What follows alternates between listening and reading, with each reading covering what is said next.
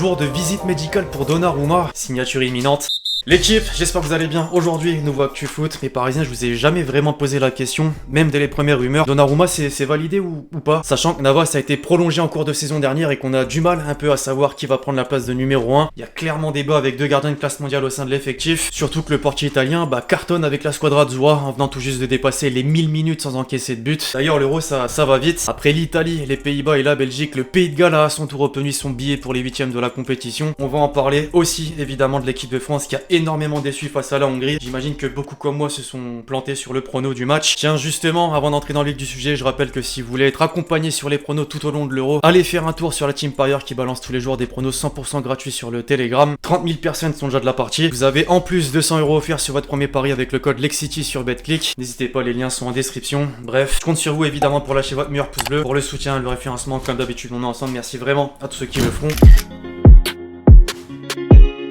Alors avant de parler concret les amis, je voulais faire un aparté en mémoire à Philou, du nom de Philou Sport sur Twitter, qui nous a quitté ce samedi à l'âge de 48 ans. Véritable roi sur le réseau, il était suivi par près de 260 000 personnes, notamment grâce à ses gifs. Une pluie d'hommages lui a été rendue, allant de son club de cœur, l'OM, à Mbappé, qu'il a rencontré, en passant par Itourbourou, sa journaliste animatrice préférée, au quotidien de sa région, Corse Matin. Voilà, petite pensée à tous ses proches.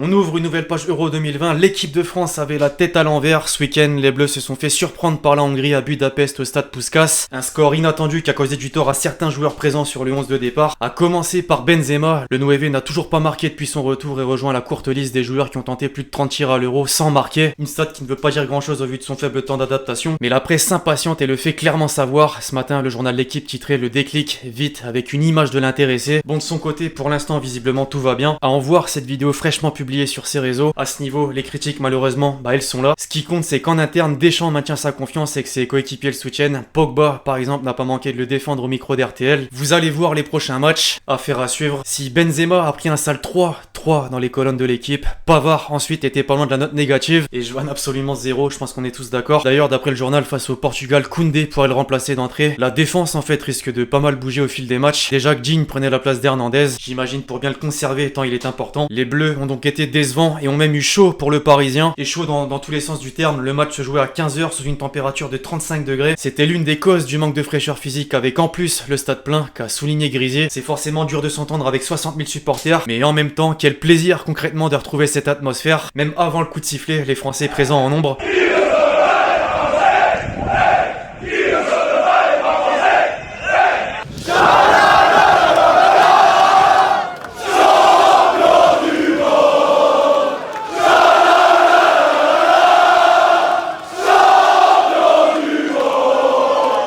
A noter que Dembouz, c'est la mauvaise nouvelle, quitte le rassemblement et est désormais forfait pour l'Euro. Sorti sur blessure, il serait victime d'une lésion à la cuisse. Quel dommage après sa belle entrée en jeu. Avant de changer de sélection, je veux quand même finir sur une note positive. Après ce mauvais résultat, nos champions du monde restent maîtres de leur destin et conservent la première place devant l'Allemagne, deuxième à égalité de points avec le champion d'Europe. Notre prochain adversaire n'a rien pu faire face à la Mannschaft. Bild a d'ailleurs apprécié cette gifle infligée par son équipe au Portugal de Ronaldo. Pareil pour le journal BZ qui s'en prend directement au Portugais avec un Ronald KO.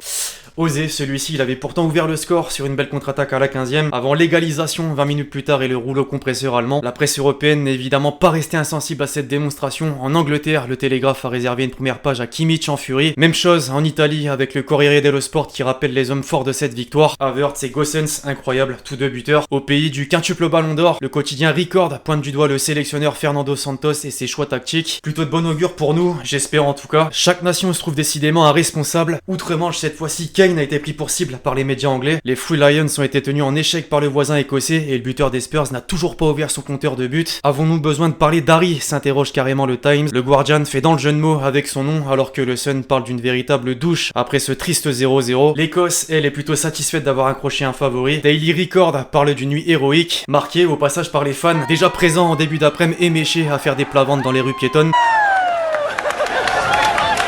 ça me fume. Prochain duel face à la Croatie, ce sera malheureusement sans l'homme du match, Gilmour, qui a été testé positif et qui est contraint à l'isolement pour 10 jours. Décidément. Au classement du groupe, les Écossais pointent à la 4ème place, la Croatie à égalité de points, l'Angleterre 2ème et la République tchèque en tête. Les Tchèques devant les Anglais grâce en partie à Patrick Schick, buteur sur ses 2 derniers matchs au pays, il est remercié. Avant d'en venir à la 3ème journée dans le groupe E, nouvelle contre-performance pour l'Espagne tenue en échec par la Pologne. 2e match nul en 2 matchs pour la Roja qui se met tout seul dans le pétrin. As déclenche carrément l'alerte rouge. En revanche, c'est le premier point pris par les Polonais grâce à Lewandowski, buteur. Et ce qui a retenu mon attention, un peu comme avec Bellingham et l'Angleterre la semaine dernière, c'est lui, Kozlowski, qui est devenu le plus jeune joueur de tous les temps à participer à l'Euro à l'âge de seulement 17 ans et 246 jours. Bon voilà, ça joue à quelques jours près. Au classement, la Suède prend les commandes du groupe, la Slovaquie, prochain adversaire de l'Espagne, 2ème. Les Espagnols sont dans l'obligation de gagner. Un petit coup d'œil donc à l'équipe type de la 2ème journée de l'Euro. Pas de Français forcément après ce triste résultat face à la Hongrie, mais des Italiens, Bonucci, Locatelli, l'Allemand, Gosens et Isaac, le buteur suédois. Place à la 3ème journée. Hier, l'Italie confirmait son sans faute dans cette phase de groupe en s'imposant face au Pays de Galles 1-0. Verratti, le Parisien, a joué et s'est plutôt montré décisif en touchant 136 ballons, réalisant 103 passes, créant 5 occasions et tentant 4 tacles. Il est juste précieux au sein du milieu de terrain. La squadra Azzurra est donc désormais sur 11 victoires consécutives, 11 matchs sans encaisser de but, mais surtout 30 matchs sans défaite, le record historique de la sélection égalisé, un exploit souligné en une du Corriere dello Sport. Alors première défaite pour les Gallois, néanmoins le travail est fait. Bale et ses coéquipiers disputeront les 8ème de finale. Au classement, la différence de but leur permet de prendre la 2ème place. La Suisse, elle, a encore une once d'espoir. Shaqiri a contribué au réveil de son équipe face à la Turquie. Avec un doublé, il a logiquement été élu homme du match. Reste à savoir si ça suffira pour faire partie des meilleurs 3ème. A noter que la Turquie, qui était annoncée comme l'un des outsiders, n'a pris aucun point. Disgrâce carrément pour Photomatch. Avant de basculer sur un autre sujet, des nouvelles d'Eriksson, la sélection danoise a annoncé qu'il est sorti de l'hôpital. Et ça, c'est une bonne nouvelle.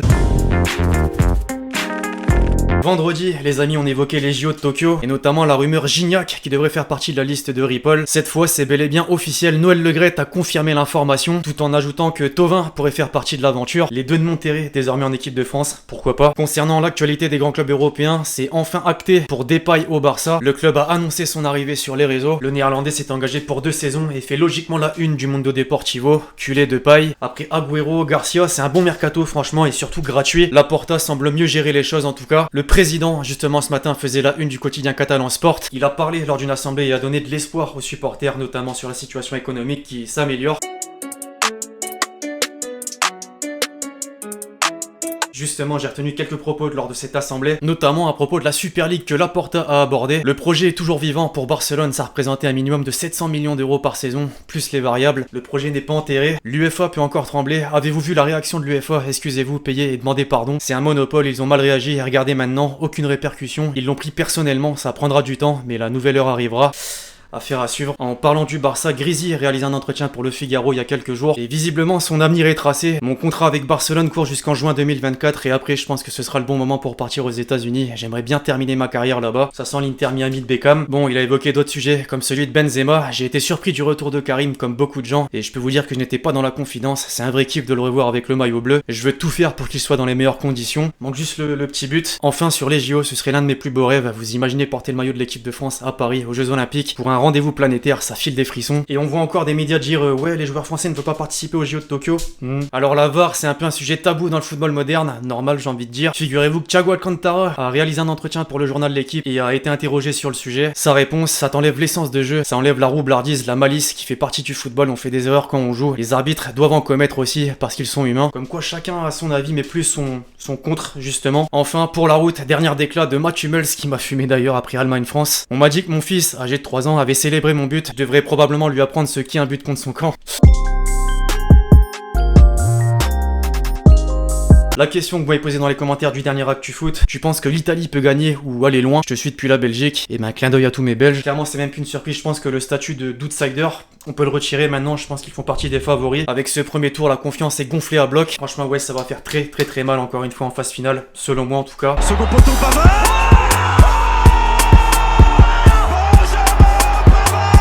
Alors vendredi, on avait des nouvelles d'Iniesta, ceux qui se souviennent. Cette fois, on a des nouvelles de Thierry Henry. Thierry Henry, effectivement, à l'entraînement avec la Belgique. Géré par le milieu de terrain du Real Madrid avec ce ballon tranquillement sorti, la récupération. Bernardo Silva, et regardez l'accélération de Cristiano Ronaldo. C'est un 3, 4 contre 3. Géré maintenant avec le gros retour de Joshua Kimmich. Ballon piqué, il y aura du soutien avec Diogo Jota face à Manuel Neuer. Et le ballon encore une fois sous l'air. un ballon. There's time for Philadelphia to strike back. Glesnes again. Oh, Glesnes. Bref, voilà les games, c'est tout pour l'actu foot du jour. J'espère que vous l'avez kiffé. Je compte sur vous et c'est le cas pour lâcher votre meilleur pouce bleu. Pensez à lâcher votre commentaire et votre question pour le prochain épisode. Puis d'ici là, on se retrouve très vite sur la chaîne pour de nouvelles vidéos. C'était Lexti. Ciao ciao.